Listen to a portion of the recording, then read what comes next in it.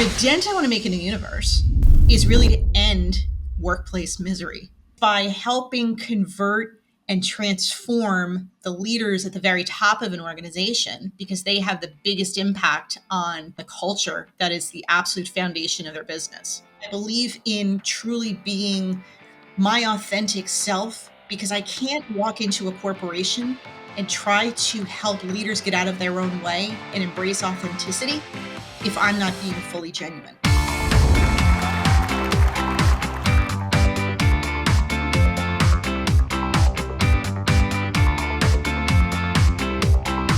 Welcome to another exciting episode of the podcast, The Thought Leader Revolution. I'm your host, Nikki Ballou, and boy, do we have an exciting guest lined up for you today. She's another one of our exciting emerging thought leaders, the one and only Claire Chandler. Welcome to the show, Claire. Thanks, Nikki. I love the enthusiasm. It's great to be here. Great to have you here. So, Claire, tell us your backstory. How'd you get to be the great Claire Chandler? Oh, how much time you got, right? So I'm a self-professed corporate and cancer survivor. So I spent the first 20 years or so of my professional life in corporate as a full-time corporate employee. And then in 2011, I was, you know the drill. I was fully on the corporate hamster wheel, traveling 3 weeks out of every 4, going 150 miles an hour. Got the call. Got diagnosed with cancer. I had to, full stop on everything in my career, take a month off, have surgery, deal with all of that. And it was in that time off that I had to reckon with the reality that I wasn't really doing what I was passionate about. That while I was enjoying a good career and ascending the corporate ladder and had a wonderful team and enjoyed the people that I worked around, my heart wasn't in it. And so I used that great gift of that time off that cancer gave me to kind of reassess where I was, reevaluate what I wanted to do, and got healthy, went back to work, sort of negotiated a peaceful separation. And that was highly amicable, and then jumped into the entrepreneurial unknown. So the first couple of years, I didn't have a firm plan. I didn't have a brand dialed in. I didn't have a unique selling proposition, any of those things. So I spent the first couple of years really just sort of honing what it was that I wanted to do, of all the things that I could do. And it took until about 2013 for me to found my company, Talent Boost. And fast forward to today, I'm an executive leadership advisor, and I focus on helping large organizations continue to expand without losing their best talent. Well, you answered my next question, which was, what's the big problem you solve for your clients? So you help people expand without losing their best talent. Gosh darn it. How cool are you, Claire Chandler? You kind of are a bit of a mind reader, eh? You got ahead of Nikki Ballou, but this leads to my next question. What's the dent that you're seeking to make in the universe? I having been on the inside of corporate America, I kind of got inundated with people saying how miserable they were at work. And, there's a reason we have memes around, well, if people really enjoyed it, they wouldn't call it work, right? So the dent I want to make in the universe is really to end workplace misery. And I find that the best way for me to do that is by helping convert and transform the leaders at the very top of an organization, because they have the biggest impact on not just the level of engagement of their employees, but also on the culture that is the absolute foundation of their business. Damn. End workplace misery. How cool are you? And you want to convert and transform the top leadership. Girl, you got it going on. I'm loving this in a corporation. Okay, so these big corps, they're your peeps, they're your big clients, they're your ideal client, right? That's correct. Yeah, they are my bread and butter. Oh God, you answered my next. How cool are you? Oh my God. So currently, Claire Chandler, you awesomeness, you. How are you currently attracting your ideal clients? Tell me.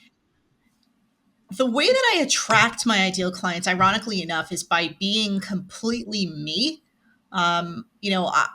Going from a full-time employee where I had a salary day in and day out, to forming my own business and having to build that out of a foundation of nothing, other than my name and my personality. I found that the more I leaned into that as my unique selling proposition, right? That when you work with me, I'm the person in the room with you, and I bring all of my experience and my perspective and my knowledge and my methodologies, and all of that is great. But it's really through this lens of I I believe in owning my walk, right? I believe in truly being my authentic self, because I can't walk into a corporation and try to help leaders get out of their own way and embrace authenticity if I'm not being fully genuine. So when they work with me, they get 100% of me. They get me and all of my quirky uniqueness, and they get out of their own way because I kind of disarm them a little bit and get them to bring down their walls. Damn. Like, you answered this series of questions so well. It's almost freaky deaky. I love it. This is great. So share with me kind of like your when you get in front of clients. I get that they fall in love with who you are because they see, yeah, this lady is representative of the problem that I have. Good people like her leaving. So she knows why and she can help me. I can totally get that. But how do you get those people to know who the heck you are? So you're talking from a business development From and a from an business awareness point of view, standpoint. yeah. From a Yeah. thought So leader attracting attention point of view. yeah, yeah. It's certainly not. This is not a story of overnight success, right? I didn't leave the safe, comfortable walls of corporate and instantly build a business where it is today. It has been literally a 10-year journey, 10+ year journey. And I think part of it is not just continuing to be authentic, but really being okay with not speaking the language of corporate, not talking like, it's so funny because invariably all of my clients get to two realizations. They will ask me pretty soon in our engagement, "Are you sure you have an HR background? Because you don't talk like somebody from HR, from human resources, right?" And the other thing is, when I talk with them one-on-one, especially executive leaders, every single one of them at some point during our relationship together says, "Why does this always feel like a therapy session?" And I think that is part of it. I've tried and fallen short on every marketing and business development tactic you can think of as a solopreneur. Yeah. And what I found attracted the right people into my orbit. And when I say right people, people who click with me, right? Yeah. People where we have a chemistry, where we deeply can care about each other and do some amazing work together, Yes. and still be friends by the end of it. Yes. Right. And so for me, what has been most successful is not just being authentic, but showing up, not looking for an answer to their problem in the first conversation, but really just to listen and give them the gift of, I've been where they are. I've been an executive leader. I've been within corporate. I've had conversations with employees just like theirs who are struggling and suffering and don't want to live like that anymore. And so when they show up to a conversation with me and they're bracing themselves for where's the sales pitch and they don't get one, those are the people who kind of pull closer to my orbit, right? I post a lot on social media, specifically on LinkedIn. I have a few books. I'm working on my latest one now. And and I do podcasts. I have great podcast conversations like this one we're having now, where people listen and it takes one thing I say to resonate with them, and then they go, "Yeah, that you're talking to me. You're speaking exactly to my pain." And let me go reach out to Claire and see if I can get on her calendar. That has been for me the most successful way of bringing clients, or prospective clients, I should say, closer to my orbit. Just talk to them like I'm real, they're real, and if this resonates, let's talk about it because I'm here for you. Damn, Claire, this is really, really good. And I'll tell you this, My business coach, mentor, it's a man named Mark Von Musi. He was Tony Robbins' director of coaching and training for 5 years. He grew Tony's coaching business from zero to over 30 million and helped the rest of the organization add over 100 million in business. And then he worked with an organization called Clients on Demand until just recently moving off on his own. And he always has said to me, it's a people game. It's not a numbers game. It's a people game. And my father, my late father, God rest his soul, he would tell me when I was growing up, son, life is about people, not about money. He'd even look at me when I was 8. I remember he told me, business is about people, not money. And as a smart aleck 8-year-old, I'd go, oh, Dad, come on. Nah, I got you, Dad. Business is about money. Without money, there's no business, Dad. What are you talking about? I was so proud of myself. 8 years old, I got my dad. He'd go, yeah, son, but without people, there's no need for money. Business is about solving problems for people for profit. That's the purpose of business. P to the power of 4. Problems, people, profit, purpose. And I'm like, wow, that was deep. It took me a while to really get that. And Mark always shared that with me, is don't reek of commission breath when you go into a conversation. That doesn't mean don't ask for the sale, because you should ask for the sale if Right. it's the right thing for the client. And believe me, I have no compunction. I don't care if, I will ask if I think it's the right thing for the client. But it is so beautiful to hear you say this. I mean, you and I were kindred spirits. I kind of felt that from the moment you got on the session. So it's a beautiful thing to hear you share your view on this. Would you share with us one of your biggest client success stories? So I've been working with one company in particular that has really kind of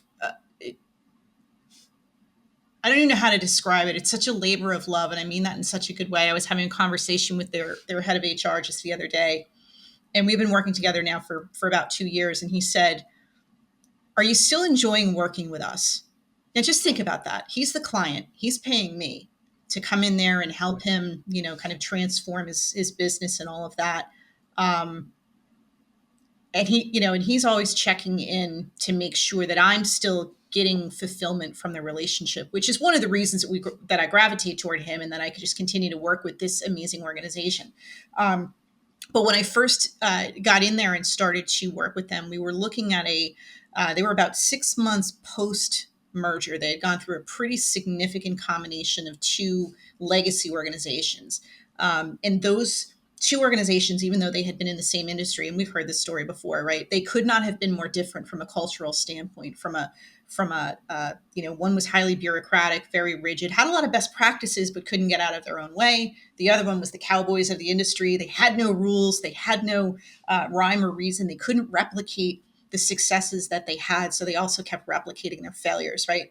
And so I was brought in initially to help them restructure their HR organization, because in mashing up these two cultures and bringing some people in from outside, that isn't enough, right? You can't just put people in the same room and set it and forget it and hope that everyone is going to sing kumbaya and figure out how to be true guides to the business. And so when I first stepped in, they had a very high vacancy rate and they had an employee engagement rate around 27% just within human resources.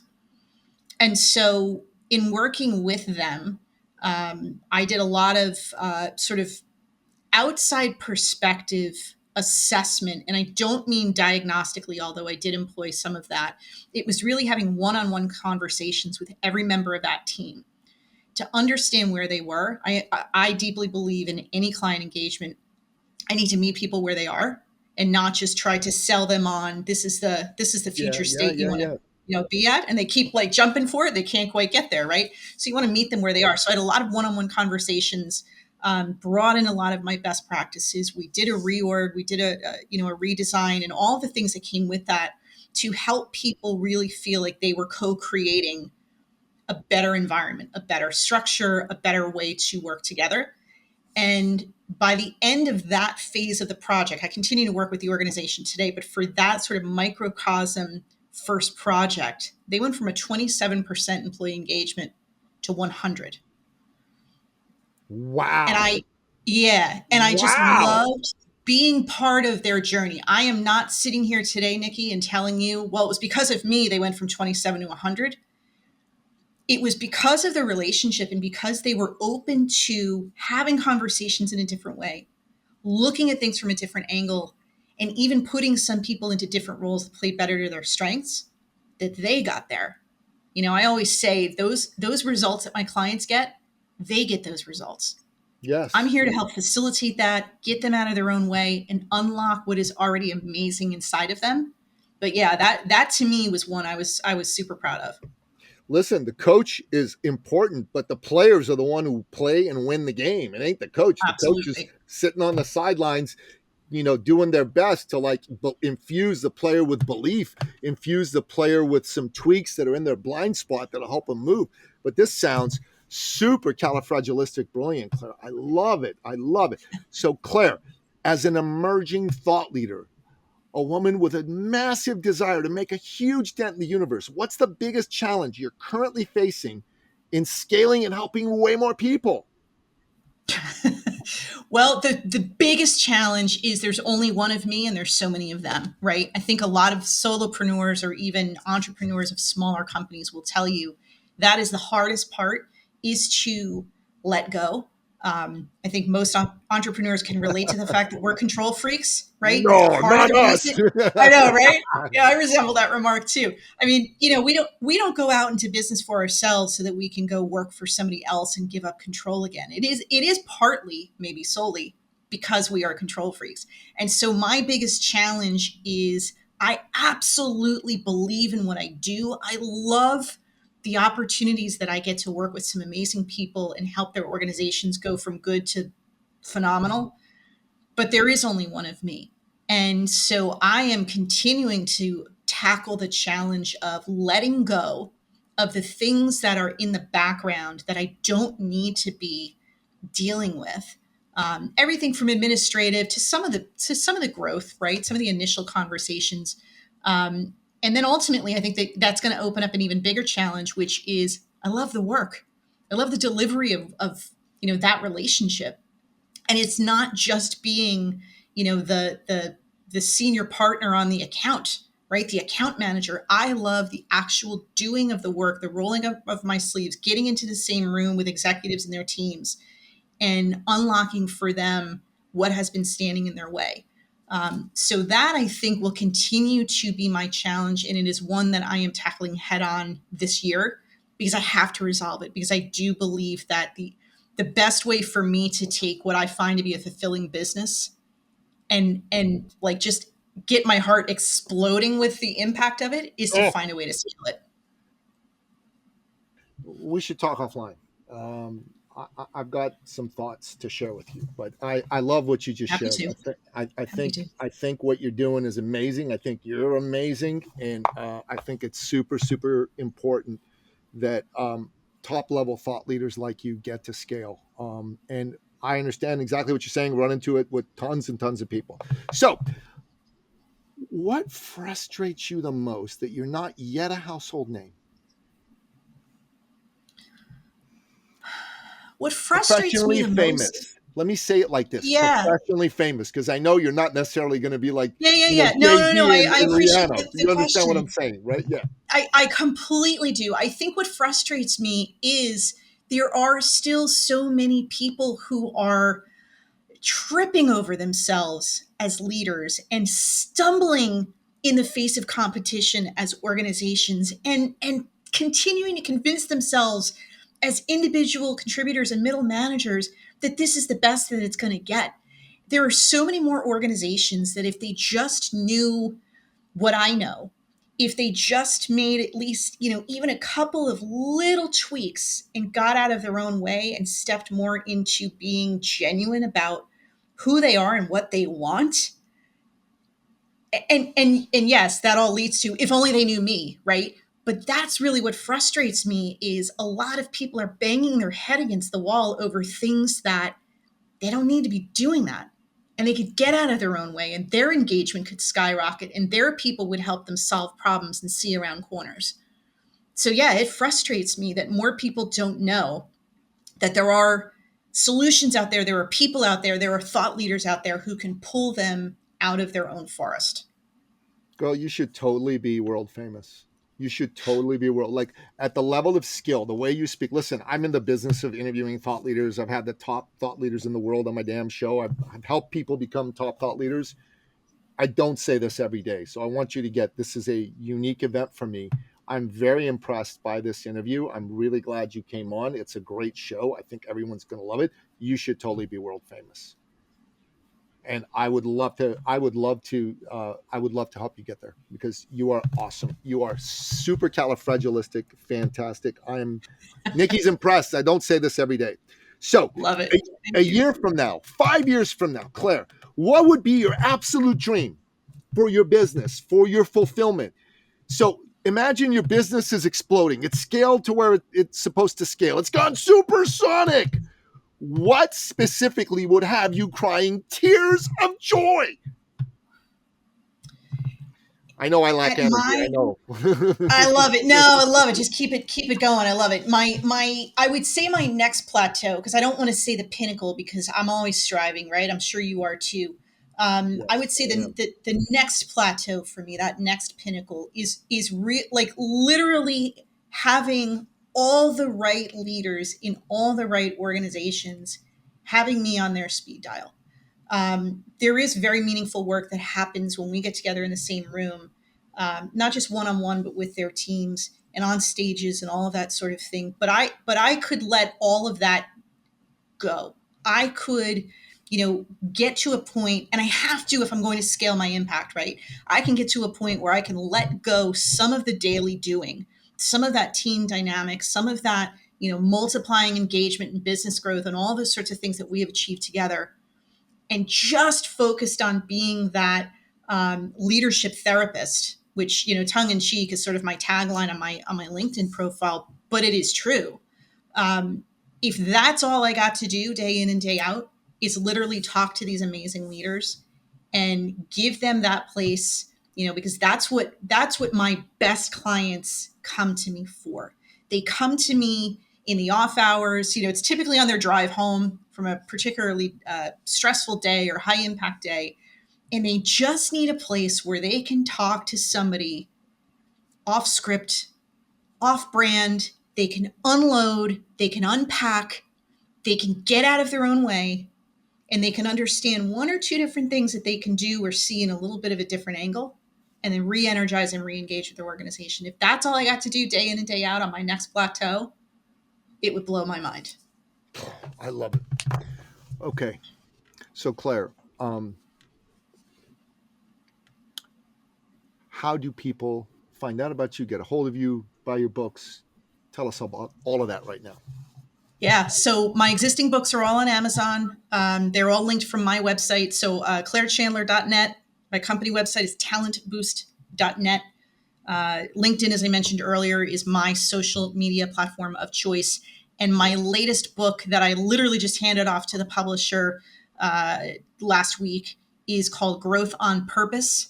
And your audience, that is not a sales pitch. They can go to growthonpurpose.com. They can get on the waiting list to pre-register for the book. They can take a quick scorecard that is totally free, and learn a little bit more about some of the things that they can do very quickly and very simply to expand their business without losing their best talent. I love it. We're going to make sure all that's in the show notes. I'd like a copy of one of your books if you wouldn't mind sending me one and signing it for me. Absolutely. I'd be honored, and I'll return the favor. I'll do the same. Um, so, listener, Claire Chandler is the real deal. Take advantage of what she's offered you here, and make sure that you go buy some of her past books.